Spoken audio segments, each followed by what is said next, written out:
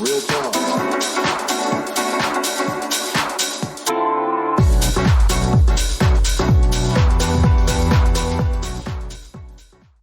Hello and welcome to the Humans Talking podcast. I am FRENO, joined by Brylon. What's up, man? How's your week been? Oh, it's been a pretty busy week working on a lot of projects, but yeah, nothing too exciting just yet. How about you? That's what's up. Uh, had my wisdom teeth pulled on Monday, Nice. so How did that go? about as well as you'd expect. It was actually cool. When I went in to do the surgery, they gave me an IV and they're like, "Hey, we're gonna go ahead and put you under." And normally, when I think of like anesthetic, I think of them putting like the mask on your face and counting backwards. But that's just because I've seen a lot of TV Hmm. and movies. I've never actually been put under before. I usually just kind of have them numb my mouth with the needle. But they're like, no, we're gonna give you IV and put you under, and you're gonna wake up and Yep. be good to go. So I was like, all right. So they stuck the IV in me, and it was so bizarre because like we were talking for a minute, and I think they asked me something, and I was like, yeah, the IV's in. Yeah, I'm gonna. They're like, raise your arm. I was like, okay, and I put it over here, and then in the middle of my sentence, I was saying something, and then like I blinked, like that's it. I just blinked, and Yep. as soon as I blinked, I was like, oh, I was kind of still like talking. And right after I blinked, they were just like, all right, your surgery's done. You're good to go. I was like, what? And they're like, yeah, it's been 45 minutes. You're done. I was like, I was in the middle of a sentence. I just blinked and it was over. That was so strange. Yeah, you were probably high as a kite. I was just like, I was in the middle of talking to you. I was like, I don't even remember passing out. I was like trying to finish my sentence. So I guess I just talked and then like went quiet for 45 minutes. And then 45 minutes later, just woke up and finished my sentence. Yeah. Yeah, you'll do that. That's got to be so strange from the outside looking in. Because like from my perspective, it was just one full sentence. I just blinked and I finished my sentence. And it's like, nope, your surgery's done. I was like, oh my God. That's Yeah. fun. That's so crazy that 45 minutes went by in the blink of an eye from my Yep. perspective. Welcome to anesthesia. Yeah, I never had that before. But yeah, I've been taking meds and hydrocodone for the pain all week. It's been frustrating because I've been having to chew all my food on the left side of my mouth. So that's kind of, Oh, you only got it on one side? yeah, I had to get the two right ones pulled out, the bottom and top. But yeah, it's been frustrating because I'm like chewing on the left side of my mouth and I'm consciously like, all right, don't chew on the right side because, it hurts, it's sore. Um, It's been about a week. It's finally starting to feel better, so I can start chewing with my right side now. But for this whole week, I've just been like taking pain medication and just chewing on the left side of my mouth. It's been a fun week. Well, I'm glad you're able to rally and do this. But if you need to make it shorter, we can do that for sure. No, I'm fine. I was waiting for the swelling to go down because like my right cheek's been like swollen for like 3 or 4 days. And I'm like, man, this is fun. Yeah. But all's well that ends well. I got the teeth removed, so good to go now. That's literally been the highlight of my week. Nice. But I've had a few things go on in the news, not too much. I know last week was pretty crazy. We had a bunch of topics we were bouncing around. Yeah. Yeah, lots of fun topics. Yeah. Did we ever talk about the earthquake that happened in Syria or in Turkey? I don't think so, no. That like wrecked them. I honestly don't know what happened. I mean, I that's didn't. pretty much it. Just a big ass earthquake hit Syria, and a bunch of people died because it's like they have a bunch of buildings and skyscrapers, for apartment buildings and whatnot, and they all just came crumbling down. So like all the people just inside the buildings are just like dead or under rubble. Man, that sucks. Yeah, it's one of the worst disasters in history. And what's really unfortunate is that all the people involved, in Turkey or in Syria, most of them were refugees. Yeah. So they literally left a shitty country or a shitty situation and went to Syria to start a new life and then got wrecked by an earthquake and killed a bunch of people. Yeah, that's really sad. That's really, really sad. I'm like, God, they didn't have a good life to begin with, so that's why they came here. But they couldn't have predicted a massive earthquake was just gonna hit and destroy all the apartment buildings. They've been working around the clock to try to unearth all these people under these under all this rubble, and a few people are still alive. They were hanging on. I think some dudes like were drinking their own urine trying to stay alive. It's really horrible. That sounds awful. But most of the people, obviously, that they're pulling out of the rubble are dead. Yeah. So I think when it first hit, they're like, yeah, it's an estimated 20,000, bodies that they have so far. And I think the last update as of now, it's up to like 60,000, I think. Hmm. If I'm not mistaken, is they're up to 60,000 dead bodies now because it's just so much rubble. I mean, these are massive apartment buildings. That's so sad. Yeah. I mean, because obviously we don't have that infrastructure here in America. We build out because we have so much land. So we don't really build up per se here in this country. But because the space is limited in other countries, they tend to build up. So they typically have like these huge buildings, apartment buildings and whatnot. So yeah, something like that it's horrible. Yeah. Well, I hope everyone's okay, and I wish that if we have any like donation spots, that might be good. And look for Yeah. some A lot of place. people, yeah, have been donating and sending money and stuff and, federal relief because it just sucks. Like they don't even have any like drinking water right now. So yeah, it, and I keep thinking about climate change. Like this is only going to get worse. Like stuff like this is going to keep happening. Yeah, very true. But that's that. In, I guess, brighter news, kind of a surprising turn, Nintendo did something that they normally don't normally do. They What's that? out of nowhere, because they just had the Nintendo press conference or whatever, talking about their upcoming projects and games and whatnot. Out of nowhere, they just dropped the bomb, like, "Hey, here's Metroid Prime remastered." Oh yeah, I think I heard about that. That's just out of nowhere. Like, didn't even talk about it. Like, "Hey, we remastered this like Legend of a Game on GameCube." I've never So played. yeah, Metroid Prime was the shit. Like the soundtrack was bomb. That's got such an iconic soundtrack and opening theme. But yeah, they essentially just remastered and updated the game, so the graphics look amazing. The controls for Switch are amazing, and they only priced it at $40, which is unheard of. Because normally when they remaster a game, like the shitty remastered version of Legend of Zelda Skyward Sword, Yeah. that was ass. They charged $60 full price for that game, and the remaster like didn't even change anything. It was still like the same game. But Yeah, this one, that they completely upscaled all the graphics, and they only charge us $40. I'm like, man, this is that's kind of surprising, honestly. from Nintendo, yeah, because they usually just charge hand and foot for everything. I know. I still want to try that new Pokemon game, and I don't want to pay for it. $60. I'm waiting Yeah, for it to my opinion, it's not worth $60. Yeah. I mean, other Pokemon games have been better in my opinion. Like, I didn't really like what they did with what was it, Scarlet and Violet? I, Yeah. I think it was very lazy. It was very lazily put together, but that's my controversial opinion. But yeah, No, wait. Nintendo did that. They released it already, $40. And then on top of that, they also said, even though we're going into a recession, quote unquote, technically we've already been in one, but even though we're going into a recession, they're going to actually not fire people and they're actually going to give raises to their employees and continue I hiring people. I think I saw that part of it. That's With crazy. yeah, and the smart companies do that. The shitty ones are like, "Oh, we're recession. We got to let people go." But obviously, the government says, "Look, if you want to fight recession, don't fire people. Keep hiring people. Give your employees raises. We need you to spend more money to fix this. Like cutting money is not going to solve the problem."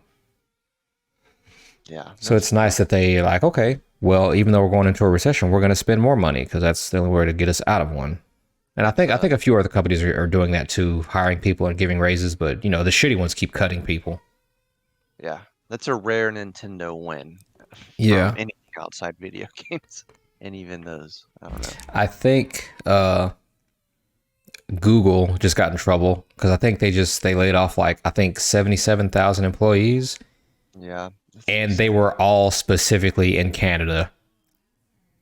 Really? Yeah, like they specifically laid off a bunch of employees, and they were all from Canada. Like that's very specific.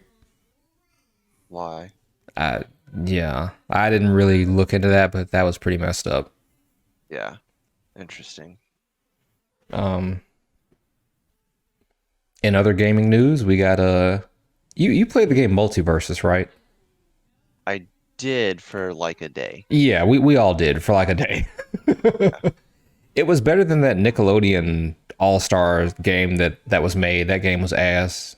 Um, Yeah, again, but they're trying to be Smash the voice. Bros. Clones, Smash Bros. Ripoffs, and that game was just it was not good. Yeah, But Multiverses had potential. It was I'll say it was fun to play.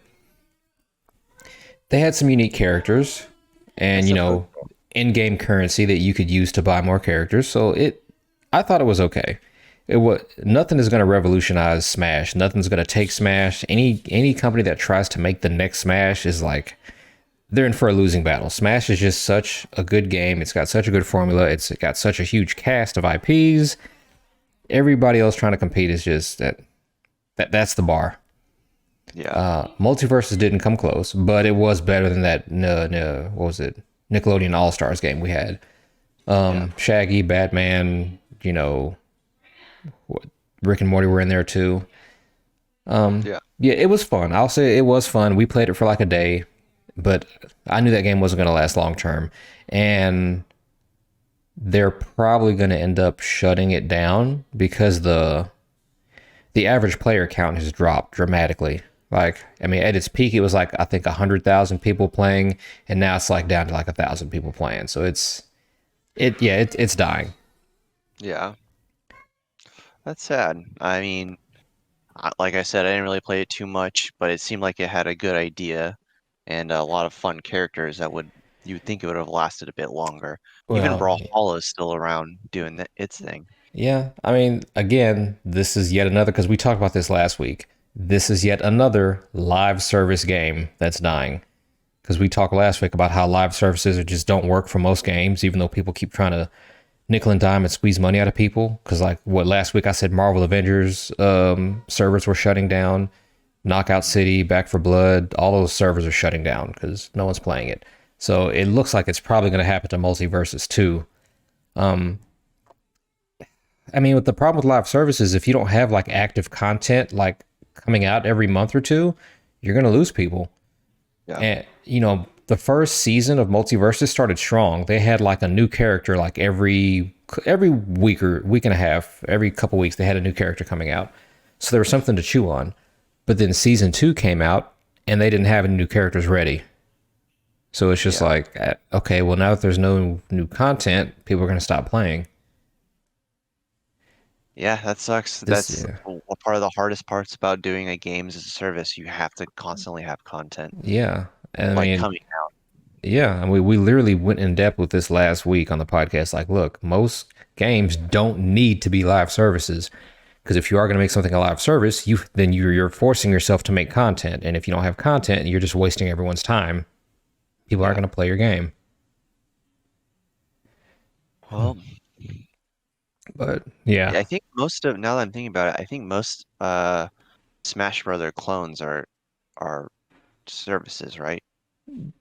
yeah, It's like online and persistent sort of thing. They're not like here's Super Smash Brothers, that's it, you know. yeah. Here's But the battle pass.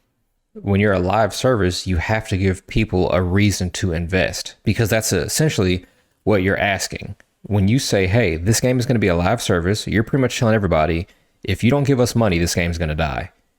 So you got to incentivize them to spend money. So when you say, oh, hey, here's a cosmetic outfit, costume, it's like, I don't really care about that. Maybe some people do, but the game has to be fun enough to where they want to invest in it. I mean, that's why Fortnite is going strong. Like, it's got a good formula. Kids love it. And every time they make a costume or an update, they're going to jump on it.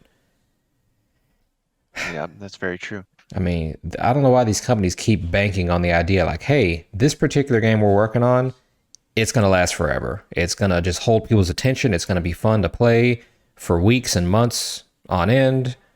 And like most of the time that doesn't work. It's like very few games can hold people's attention that long or have that replay value. Yeah, I don't really know. I feel like they're just chasing after, I don't know, some magical, sustainable, here's, millions of dollars a month sort of situation. Yeah, they're But chasing after money. They see they're they see other people doing it, so they're like, we can do it too. And I'm like, that's not necessarily the case. yeah, and there's only so much time like people want to spend playing, games, and there's so many other games coming out and there's so much competition in the space, like you're gonna have them die off because people will go to the next thing. Mm-hmm.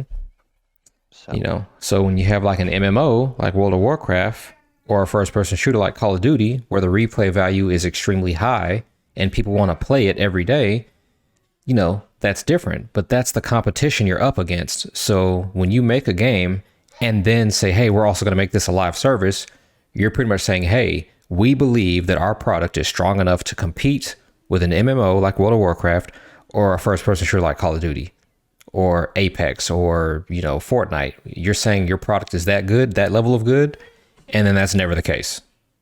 yeah, So it's just like, okay, so in the short amount of time that this game was active, say 6 months, did you make your money? Did you make your quota? Did you make enough millions of dollars to justify making this game a live service?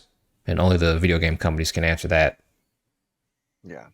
It's kind of like when you make like a mobile game and you have a bunch of microtransactions. Like, mobile games make a lot of money, especially if you have a whale that keeps buying, the in-game currency. hmm But I don't know. at the end of the day, it's all about money. Yeah. I don't know if they recouped it or not. In other gaming news, we have the Saints Row remake. Did you play that? No, I sure didn't. I don't think I've ever played Saints Row. They remade Saints Row. It was like a reboot of Saints Row back in last year, 2022.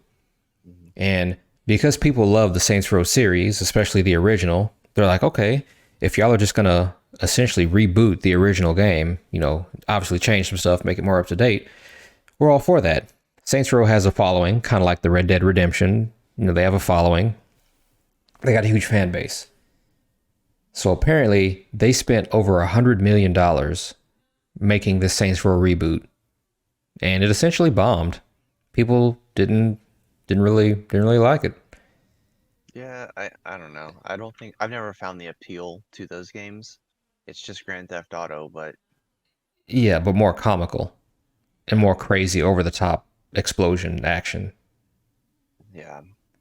So I don't know. I never really saw the appeal, but I guess people are just getting burned out. It's not if they're not innovating, or a lot of people want to see the new GTA 6. hmm Maybe it's like a great time to like release it around then. I really don't know. Well, the problem with this particular Saints Row is that the story wasn't great. The characters weren't that great. So it's already not keeping a bunch of interest. So it's like if the characters aren't fun and the story isn't fun and the gameplay is, average, there's really no reason for someone to be invested in this game. Which sucks because, if you're going to make like a Guardians of the Galaxy type game, you want all of the individual characters to be fun and interesting. And if they're not, well, this is just a boring movie or it's a boring game. Yeah. So it didn't hold people's attention. And it's just crazy that they spent over $100 million because most games or most game companies don't spend that much on games. There's a few big blockbuster games like Call of Duty that will spend over $100 million, but most games don't do that. And the fact that this game did, that was just really ambitious. Like they were really banking like this was going to be a big blockbuster AAA game. Not quite. Yeah, Sorry. I know investors are pissed because they put all that money and they're not going to make that money back. Like the sales are Yeah. pretty poor for that game. Dang. These management and business decisions these game companies keep making is just so mind-boggling. Like what they choose to spend their money on and how they choose to manage because you get all these broken ass games, and there are the games that just aren't fun. It's like whoever's making these executive decisions is literally costing the company money. Yeah. I feel like if you just let the creative people be creative, you'll probably get something good instead of, being like chasing the trends. Yeah, it's uh, it's a mess, Yeah. and we couldn't have gaming news without some type of controversy. And I think the latest thing we just got wind of is Blizzard. You hear their latest debacle? Uh, only partially. I'm not 100% on it actually. I mean, it's pretty basic. They're just like, hey, no more work from home. Everybody come back to the office. Oh yeah, that's right. And it's just Yeah, like, why? it seems like that's like a lot of companies are starting to push back the office for some reason. I mean, they've got their money in the real estate and that those buildings are really expensive to rent out, so y'all better make it worth our time. It's really screwing things up because you have a lot of talented people working for any company, and some of them work from home. They're remote work. Prime example: some employees don't even live in the same freaking state. Yeah, So when you say shit like, "Hey, everyone just come to the office," it's like I don't even live in that state. Okay, well then you need to relocate. Buy a house out here in expensive ass California and come to the office. And it's just like, no. Most people are like, I'm not moving to an expensive ass place, buying a house just because you want me in the office. And the employees are really fighting back because they're like, we literally made Diablo 4 and the World of Warcraft Dragonflight DLC or expansion. We've made all these really great products that everyone loves that has made you a shit ton of money. And we did it all from the comfort of our own home. yeah. We literally made you some banger products and made you so much money. So, what is the excuse that you need to quote unquote force us to go back into the office? Because we made you a lot of money. We proved that we can work from home and you can still make your money. Yeah. Well, it's not enough money, and like I said, they've spent and sunk a lot of money into like the Blizzard campus and all that stuff. And if no one's in the building, then they're wasting money there. So Yeah. I doubt they're wasting more than they've made. true. They're a ridiculous ass company Yeah. with money. But So literally what happens is when they do this, because companies do this all the time, a bunch of people end up just resigning. They put in their 2 weeks notice. They're like, hey, if you really want me to come back to the office, that's not beneficial for me in my particular situation. I'm in another state, or I'm with my kids. I got all this stuff going on that it is not beneficial for me to move or do that. So you have a lot of people resign. So it's like, just think about the numbers for a minute. Think about all the talented, hardworking people that you had working for your company that you just like essentially strong arm to quit. yeah, So you just lost a bunch of good employees, and now you have to waste a bunch of time and money rehiring a bunch of brand new people and hope that they work out. I wonder if at this point I know a lot of times people say it's cheaper to keep an employee than it is to hire a new one. Mm-hmm. But I'm wondering It if is, now that's not the case because they have to pay a lot more benefits to people that have been there longer. So they're like, we don't really care. but it's also the time when you hire a new person, you have to like train them for months before they can get up to speed with everyone else. That's true. So imagine doing that to like a bunch of employees. It's like you're wasting so much time training someone just so they can finally get caught up with everyone else. Because the Yeah. good people that you had working here left because they didn't agree with coming to the office. They're like, this just isn't gonna work for me. Sorry. Yeah, I don't know. I feel like a lot of companies are making it where you can't work from home. So that pool is shrinking as far as like which companies will allow it. A lot of them are hybrid, and I don't know. I feel like the the demand for people who want uh, to do remote is higher than the companies that are wanting that will do it for you. So Yeah, the companies it's don't let you, is what I'm trying to say. statistically it's frustrating because it's already been statistically proven that working from home works. You still get the same, if not more, productivity, and you still make money.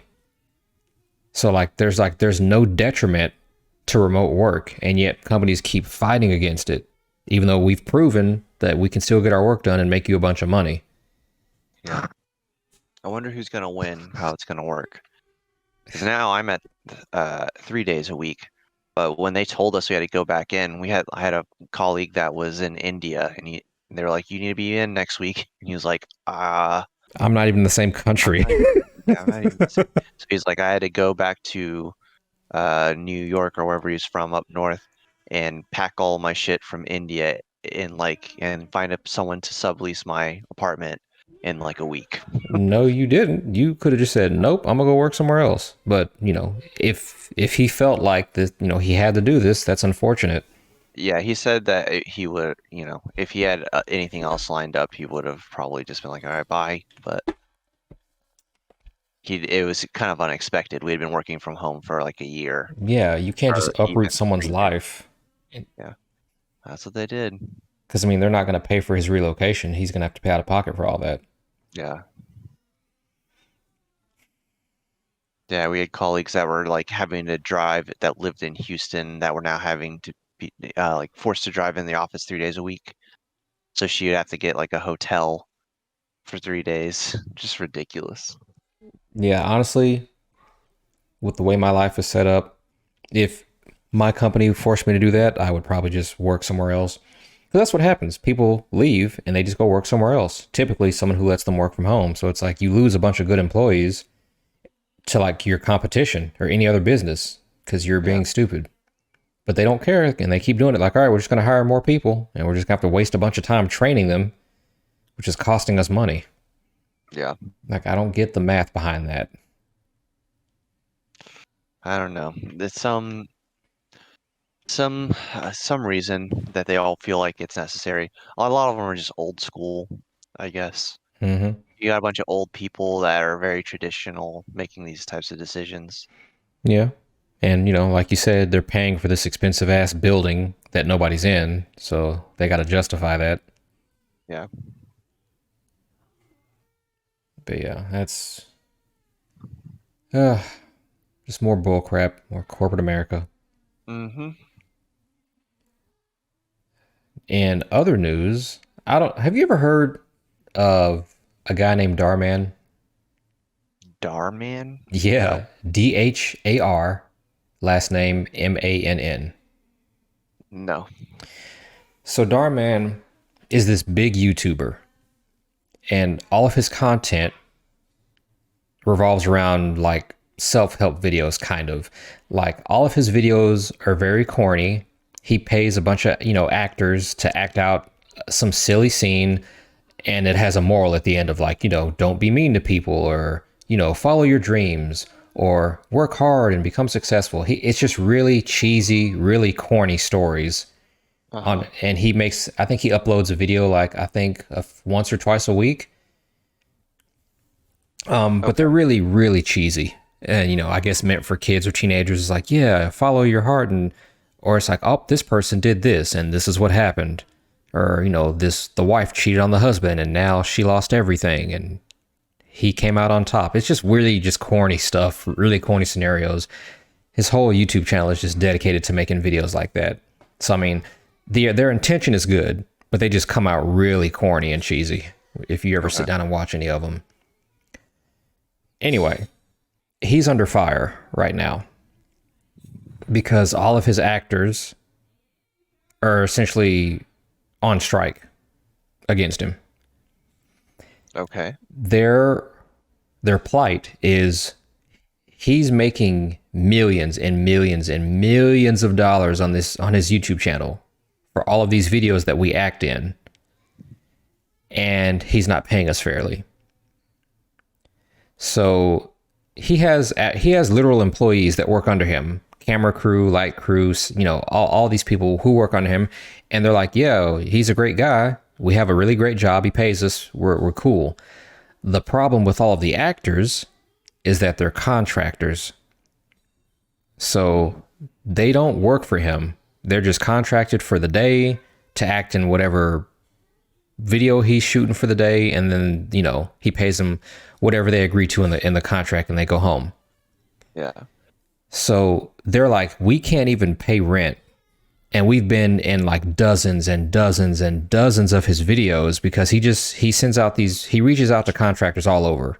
He rotates all these different actors, which is nice, give everybody a chance to be in his videos. But the amount of money he's making doesn't justify what he's paying them. Because they're like, we're struggling to pay rent, and he's a millionaire. But he does contract work. And that's right. And that's the problem. It's not like it's his company. Right.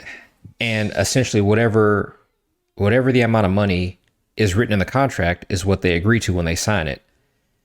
And they're just getting to the point where we're like, we can't sign any more contracts because we keep getting lowballed. We can't afford this anymore. So they've been trying to like negotiate. They're like, hey, we want to talk to Darman. We want to negotiate what he pays his actors because we like the job. We get to act. We get to be in videos. It's a fun job, but we're struggling. And this is LA. And they're like, we want to talk to him and negotiate. Well, he refused to negotiate with him. He refused to sit down and talk to him. Instead, he sent like his HR crew and HR team to like go talk to them for him. And they're like, no, we don't want to talk to HR or the, producer. We want to talk to him directly. He is the owner of the company. He is the one who signs our contracts that pays us for the day. We want to talk to him. And he refuses to do that. So now they're all on strike. Interesting. Yeah, it's such a mess because I'm like, even in the YouTuber space, when you have a self-made company, you're a YouTuber, you make millions of dollars, you're not a corporate giant like Microsoft, and you still follow the same trend that every other shitty company in this country does, which is when it comes to contractors, you treat them like dog shit. I don't know why it is the American standard to treat contractors like they're less and to not pay them fairly. That's such a weird system we have in place here. Yeah, I don't know. I feel like contractors, it kind of it's almost as bad as being an intern. Yeah, In they get that, shit on constantly.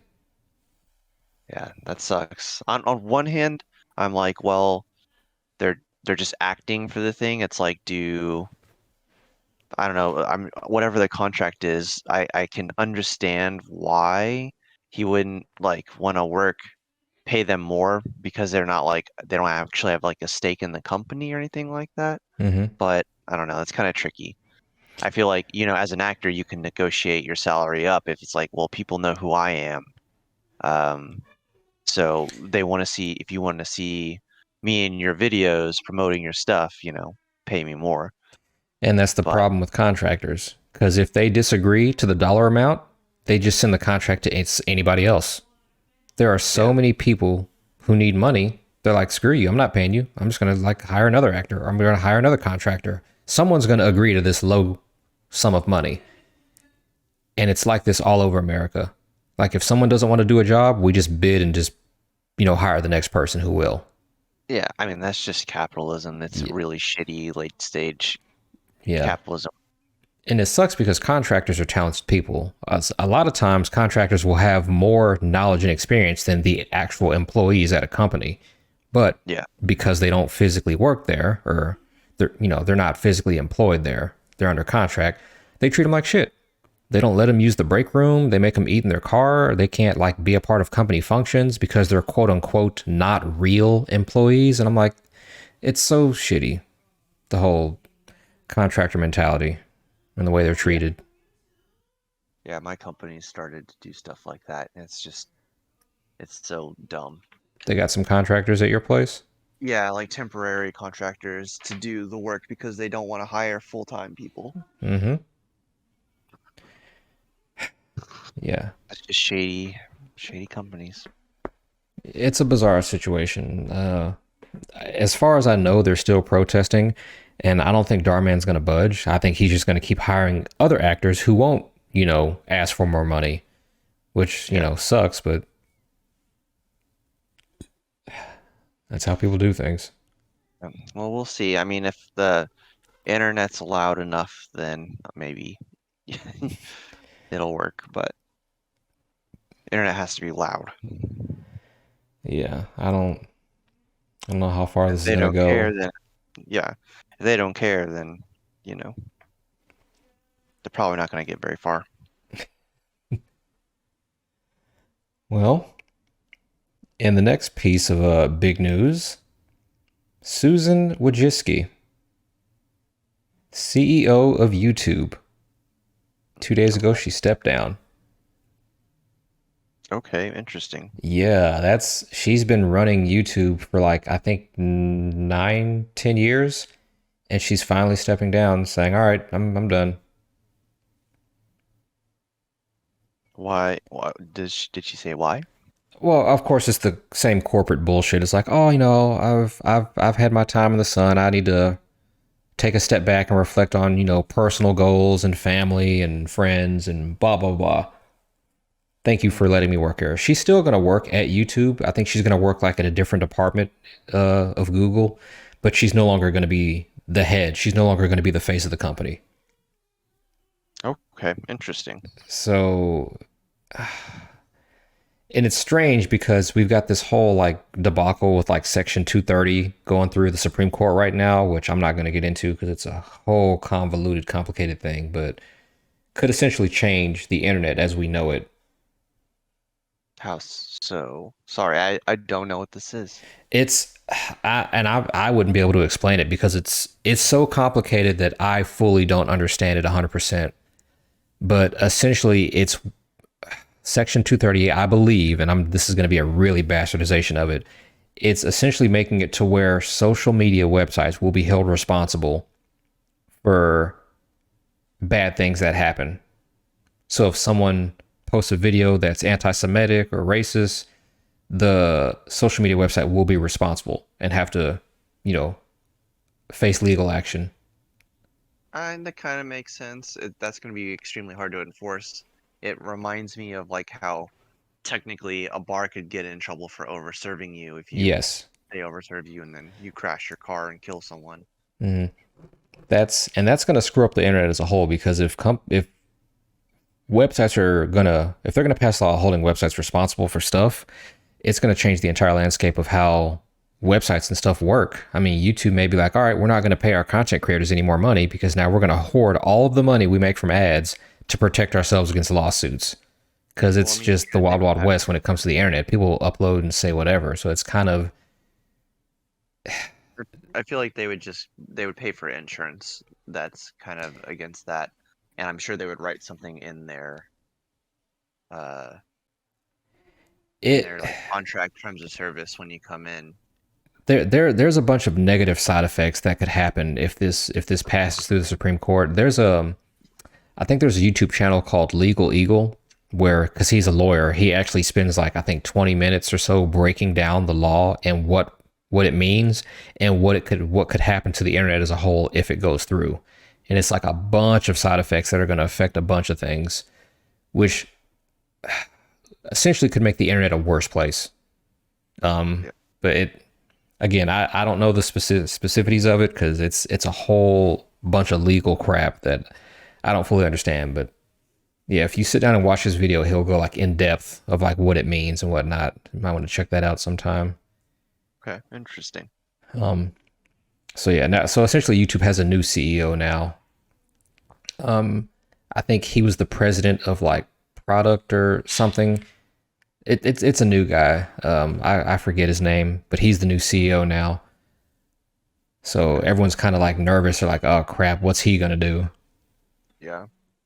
Because at least with Susan, she at least took the time out of her day to network. She would sit down and she would interview and talk to famous YouTubers and listen to their plights. She actually made time to talk to the people who are making the platform what it is, the YouTubers, the people who are bringing all the traffic, making all this money. And she would talk to them.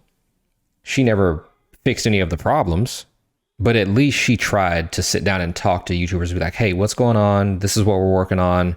What would you like to see change? She at least did that. Nobody knows what this new guy's going to do. Well, probably just just try to find ways to make more money, and that's really about it. Yeah, it's really scary for people because they're like, huh, she's stepping down right when this Section 230 is about to like go through the Supreme Court. So I wonder if she knows something or like can tell what's going to happen if this law passes, and that's maybe that's why she's stepping down. It's very suspect Yeah. because it's like, oh, a law is going to be passed where we're going to be held responsible for everything. Nope, I'm out. There's way too much content on our social media platforms to be held responsible for all sorts of creepy stuff. Well, I guess we'll have to see how it goes, what happens. Yeah. I think the whole law 230 section 230, I think it's called something versus Gonzalez is like the law.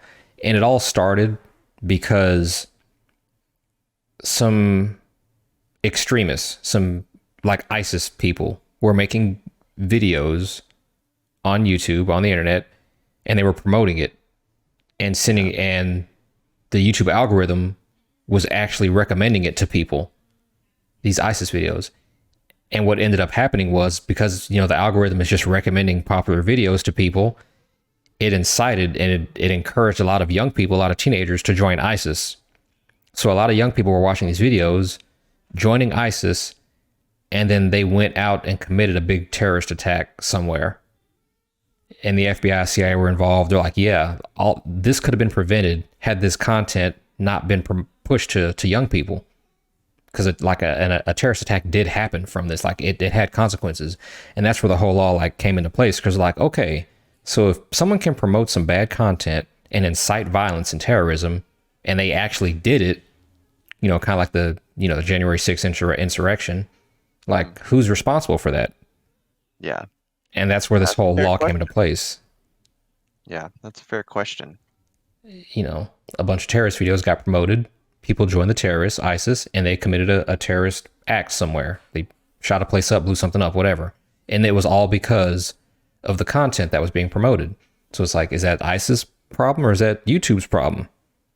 Yeah. Because it's just a video. It's just a YouTuber has an algorithm. It's not racist or anything. It's just a computer. It's like, hey, this particular video has a bunch of views and clicks. Here's recommended stuff you might like. It promotes it. It's just an algorithm doing its job. Yeah. I don't know. I do feel like there is a need for some type of content curation because having the entire, breadth of the internet in your face at all times, showing you all kinds of crazy shit, um, is not good. Yeah. So it's definitely a fine line of like who's responsible because obviously we don't want this content to exist. If it's racist or anti-Semitic, you flag it, you get it taken down, and you move on. Yeah. But what happens if you don't get it taken down in time, and something happens because of it? In this case, a terrorist attack. Yeah. It's yeah. So Uh, I think they I'll be said there's gonna be a decision by March 30th. The Supreme Court's gonna decide what they're gonna do with this law. So by March 30th, the internet could possibly change forever. interesting. Okay. Yeah, we should definitely keep up with that one because I'm I curious to personally need to do some research because I do not know enough to really talk and link about it. And I'm Yeah. sure I got some stuff wrong, but it's a very complicated situation. Huh. Okay. That's crazy. Yeah. I mean, it's about time. I feel like the internet's still pretty wild west, and like there's a lot of things that Congress or government still hasn't even ruled on. So, I don't know. Yeah. It'll be interesting.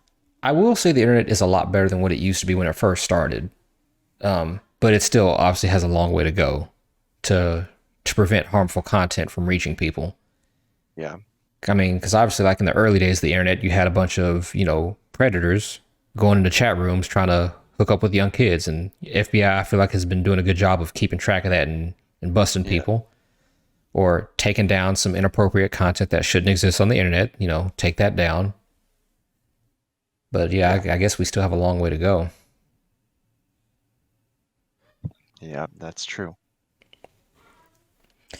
So we'll see what happens if this passes or not in the Supreme Court. I think March 30th is the deadline, so we'll have to kind of keep an eye out for that. But I guess we can move on to the last topic, unless you got something else you want to get into. I'm good. Ant-Man and the Wasp: Quantumania. I haven't seen this one yet. It just came out, and I have seen it. Is it something I would want to go see in the theater? So if you go on the internet right now and look up Ant-Man and the Wasp: Quantumania, you're going to see a lot of hate. You're going to see a lot of people like bombing this movie, saying it's trash, saying it is the worst Marvel movie to date. A lot of people are bashing this movie. They do that for every movie and anything. Now, and maybe this is controversial, but as someone who has seen the movie, I enjoyed it. I thought the movie was okay. Okay. So let me preface this. I am a big Marvel fan, DC superhero fan in general. So I love the Marvel movies and the shows.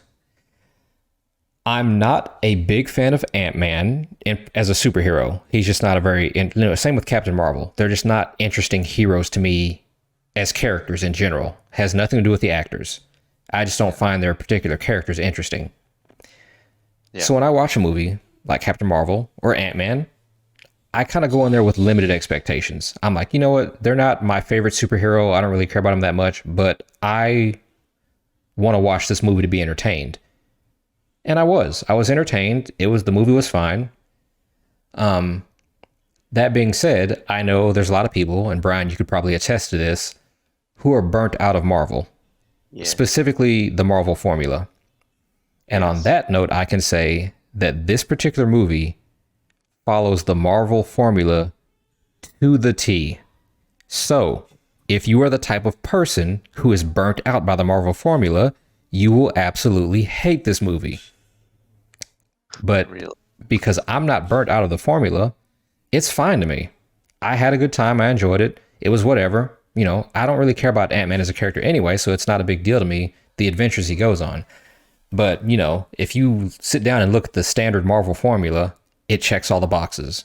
And I feel like that's probably one of the reasons people are burnt out of Marvel, because they're kind of predictable with the way that they do their storytelling. The hero's journey. Yeah. Is it better than Love and Thunder? It is better than Love and Thunder.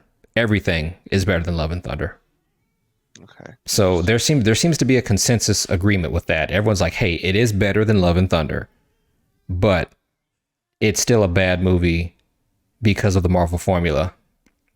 Yeah. Which I kind of don't really like people giving hate. I'm like, okay, Marvel has a formula. They have their own particular hero's journey that they like to copy and paste with their movies.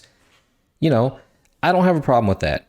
There are certain aspects of that I absolutely hate, yes, but that doesn't take away from the movie for me. Mm-hmm. So just kind of getting into the Marvel formula. One thing that Marvel always does that I particularly hate is that they always kill their villains. Every single movie, they kill them off.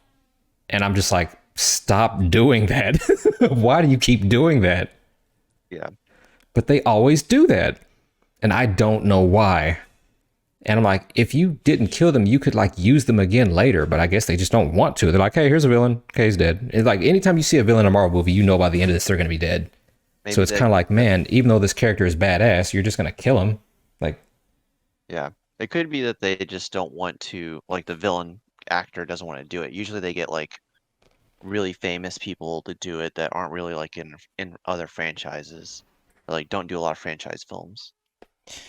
You think any of the major superheroes like Doctor Strange says, hey, please kill me? Yeah. No, we need you for future movies. We can't just kill you off. But you're going to kill the villains. Because, I don't know, I have the personal opinion, you could kind of tell me how you feel about this. I have the personal opinion when it comes to reading or watching content, stories specifically. In my opinion, the villains are always more interesting than the heroes. Most of the time, I'll say. Yeah. Because they kind of counter the hero. Like if you have a strong hero but you have a weak villain, it's not going to make a very compelling story. And vice versa. If you have a strong villain and a weak hero, again, you got to have like a balance. And usually when because we talk about this like with Batman, he's famous because of his rogues gallery. You have to have interesting villains to complement the hero. And that makes for good stories. So, with that being said, if you have interesting villains, why do you kill them off? Because now we can't see them anymore. Yeah.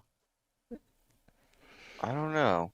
I don't know. I feel like there's something to be said about like the stakes of a movie and like having memorable villains that, have an impact. And a lot of times the only way you can kill them is, or the only way you can defeat them is by killing them completely, or they're so evil that you have to. But I don't know. Now I'm thinking about it, like you have characters that are like the Joker that are extremely iconic that I don't think since the first movie, um, the Michael Keaton one, has he died. He didn't die in Dark Knight. Well, yeah, because he got away. Yeah. Unfortunately, Heath Ledger passed, so we never got to see what became of that. But yeah, you got really interesting characters. Let them live. But Yeah. that's my personal opinion. I don't know how you feel about villains when it comes to heroes. I don't know. As long as the story feels like it was serviced and done properly, then it doesn't bother me too much. Do you feel like, at least in terms of the Marvel movies, do you feel like they've done a good service to the villains by always killing them off? Do you feel like it's always been necessary? I don't think all of them are killed off, but uh, I mean, sometimes it would be nice to see them in other stuff. So I don't know. I do feel like they kill off a little too many, especially ones that have really interesting stories like Ronan the Accuser or Killmonger. yeah, Killmonger or characters like that. But Thanos, I would have loved to see him still doing stuff. Yeah, they always I kill mean, their maybe villains he'll come off. back because the multiverse, but Yeah, they could do the whole variant thing now that they've got multiple timelines, but that doesn't like solve the problem. Okay, yeah, you've got timelines, you got variants. So don't kill the variants. It's like because if you just have all these variants of villains and you keep killing them, what difference does it make? It doesn't yeah, matter what villain I get attached to or emotionally invested in, they're going to be dead at the end of this movie. yeah, But they're in the quantum realm, so 99% of this movie is just CGI. So mhm. if that's something that bothers you, which I think it bothers some people, I mean, they're typically, honestly, their CGI has not been good in a long time. I honestly don't mind their CGI. It doesn't bother me like it bothers other people. I don't know why. It just doesn't bother me. It's starting to look more like a cartoon and like very green screeny. I will say, Modoc looks weird. Yeah, I mean, he always looks weird. I mean, he's a giant head, but still, like the CGI of his giant head, that is jarring. It looks strange. Yeah, But yeah, he's there. Kang's there. They're the two villains. But yeah, in terms of just the Marvel formula, it follows it to a T. So if you're someone who understands the Marvel formula and how they do their movies, you pretty much know what to expect. Which I think is my opinion is why people are giving it so much hate because they're like, oh my god, they didn't deviate at all. They just really, really, really stuck to this Marvel formula. Which again doesn't bother me, but I guess it bothers a lot of people. yeah. I don't know. I'm debating on if I want to go into the theater and watch it or not, honestly.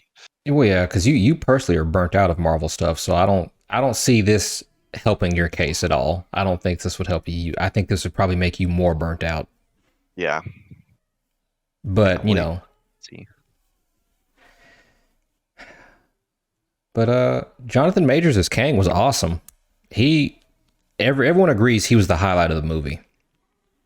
He did a very good Kang. Well, not even Kang. He was just a very good villain in general. You know, Yeah, I hate to I've keep heard. beating this dead horse, but once again, you have a really interesting villain. Yeah, I heard that he did an amazing job as usual. Yeah. I mean, that the villains. I don't know. Villains are just interesting when they're done well. They're just interesting. But so people say, yeah, that's the highlight of the movie was him. Yeah. Um, Well, that's good because they're doing. Yeah, I mean, he's gonna be the big bad. yeah, you know, and just kind of like doing like a Spark Notes version of the Marvel formula, where it's just like, all right, they introduce the hero.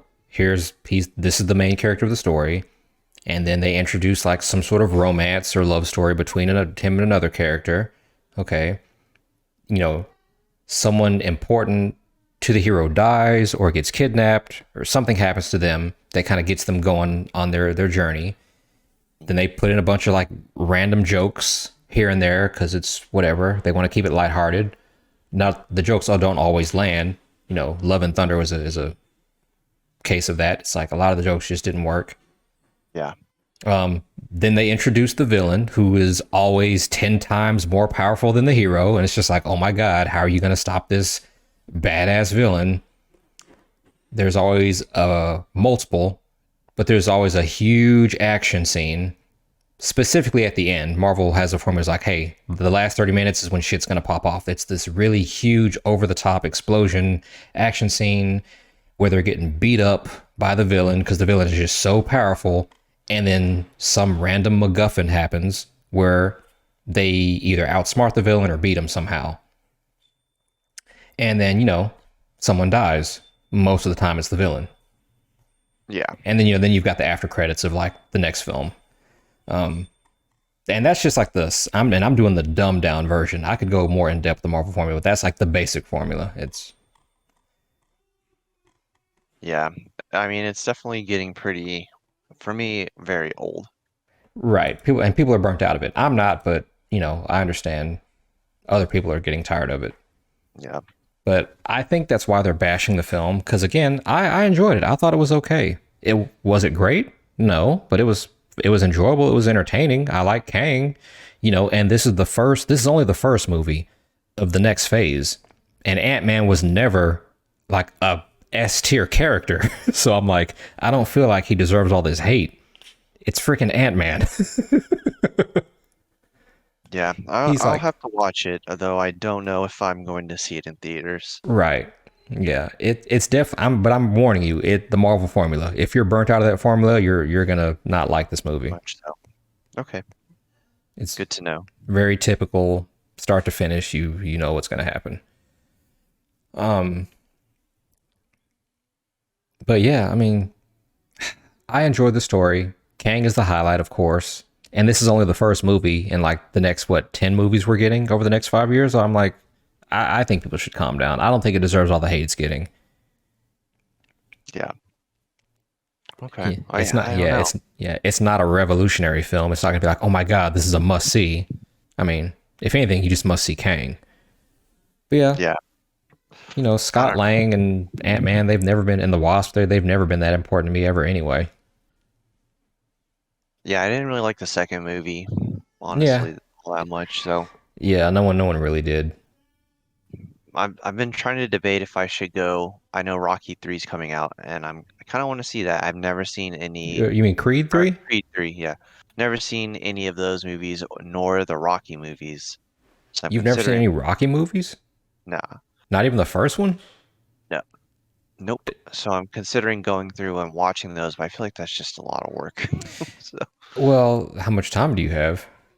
I mean, the movie comes out next week or March something. I mean, you could just watch the first 3 Rocky movies. You don't have to watch all 6 of them.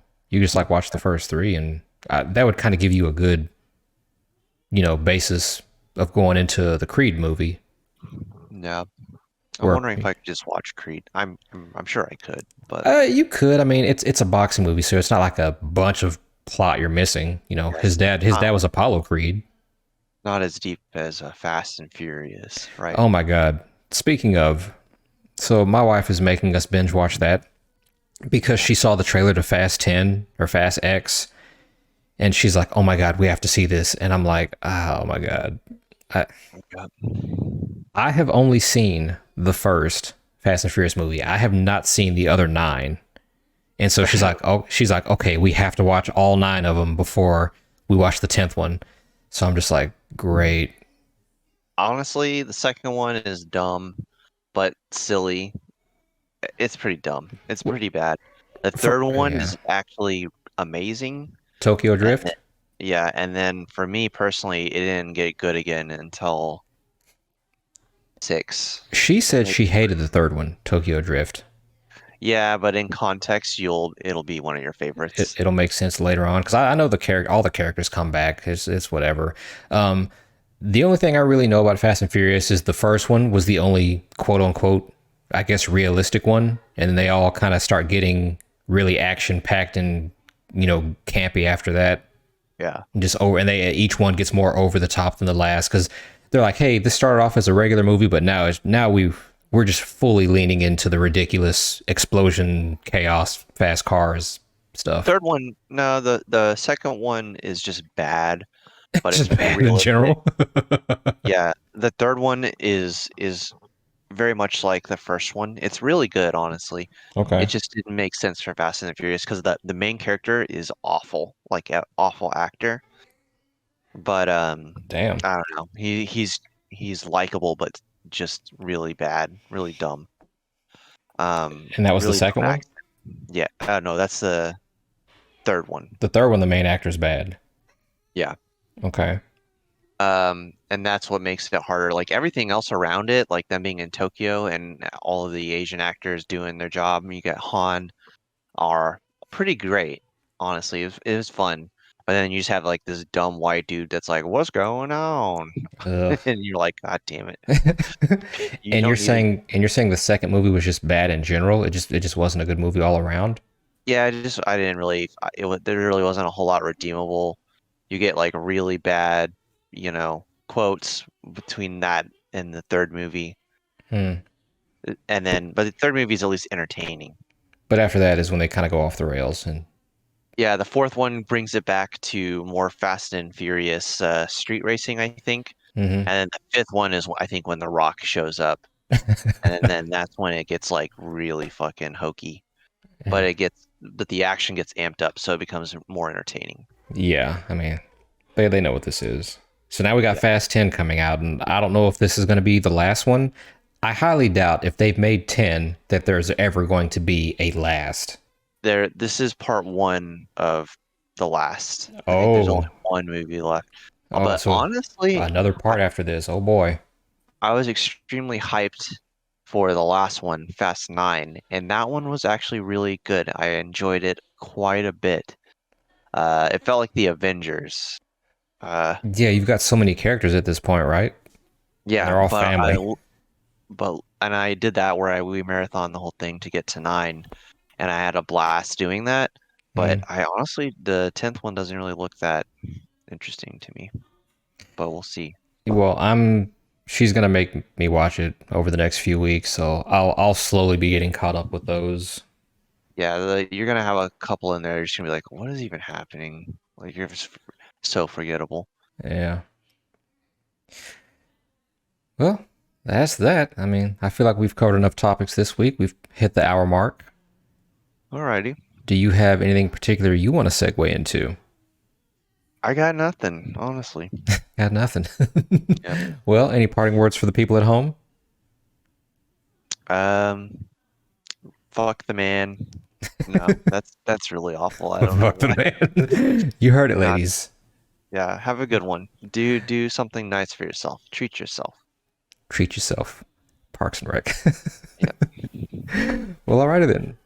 We're going to go ahead and wrap this up. Feel free to like, comment, and subscribe, and drop some topics down there below if you've got some stuff you want us to talk about. Otherwise, we're just going to kind of keep doing general topics like we've been doing, kind of bouncing around all over the place. Guess this is going to be our formula now, Hmm. unless we just have something really juicy that happens. But with that being said, we will catch you guys next week. Goodbye, everyone. Bye.